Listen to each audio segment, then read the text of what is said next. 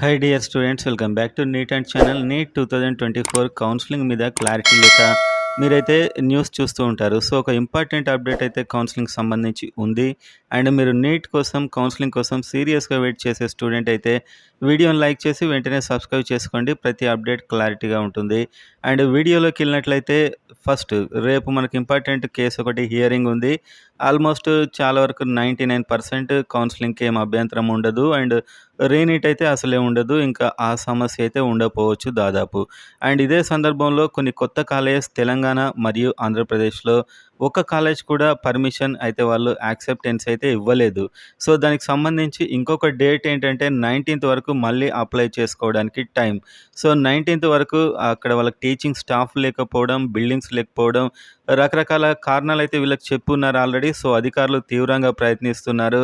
19th వరకు apply చేసుకుంటే వాళ్ళకి సంబంధించి వెంటనే పర్మిషన్ ఇవ్వాలా ఇవ్వకూడదా అనే ఒక డిసిషన్ అయితే కంప్లీట్గా వచ్చేస్తుంది.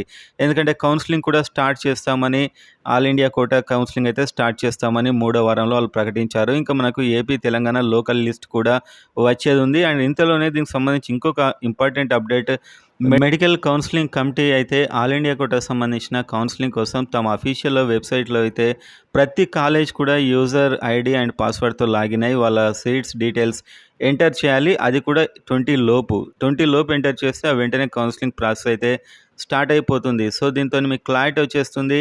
ఈ 18th, 19th, 20 వరకు అయితే ఆల్ ఇండియా కోటా నోటిఫికేషన్ వచ్చే అవకాశం అయితే ఉంది. ఎందుకంటే వాళ్ళు అన్ని కాలేజ్ డీటెయిల్స్ తీసుకున్నాక అందులో 15% ఆల్ ఇండియా కోటాకు కేటాయించడం జరుగుతుంది. అండ్ ఈ విధంగా 19th నాడేమో ఏపీ తెలంగాణలో ఎన్ని కొత్త కాలేజెస్ పెరగవచ్చు అనే ఒక క్లారిటీ అయితే వస్తుంది. వెంటనే లోకల్ లిస్ట్ కూడా రావడం జరుగుతుంది. సో కొన్ని కాలేజెస్ అయినా ఖచ్చితంగా పెరుగుతాయి.